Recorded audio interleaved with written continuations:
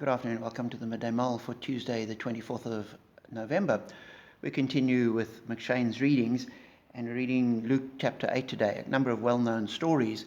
But two things related struck me. The one is in the story of the demon-possessed man that Jesus crosses the lake, goes to the Gerasenes, and this man comes down, and we're told he has this legion of demons in him that Jesus eventually drives out. But I was struck by the fact that it says many times it had seized him, and though he was chained hand and foot and kept under guard, he'd broken his chains and had been driven by the demons into solitary places. And you have this idea that the people around the man had been doing what they could to help him and to control him and to sort the problem out, and it didn't work. And eventually he was driven out by the demons to the tombs and living wild, as it were. And then Jesus heads back to the other side of the lake, to the Galilee side, and he meets Jairus. And on his way to go and help Jairus' daughter, he's met by a woman who had been subject to bleeding for 12 years.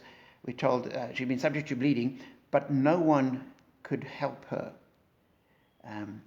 And in Matthew's Gospel, it says she'd spent all she had on doctors trying to get a treatment. And it hadn't worked. She was still sick.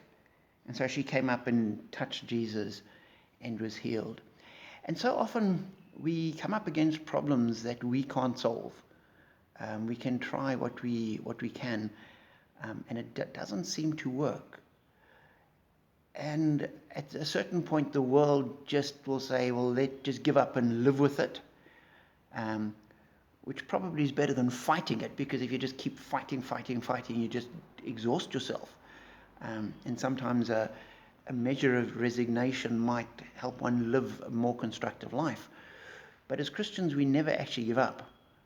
We might not fight it physically and with our resources, but we pray. And you say, God, we've reached this point where we can't actually do it. We've tried what we can, and nothing's working. But we know that you are able to make a difference. You could heal the demoniac. You could heal this woman who'd been sick for 12 years and no one else could help. And finally, Jairus, his sick daughter, died. You could help there as well. God, you can make a difference. And so we need to remember that always the last resort, which ought to be the first resort, is God. So whatever you're dealing with and facing and struggling with, know that there is an answer, and God is happy to make it available to us as his children. Be encouraged and be blessed.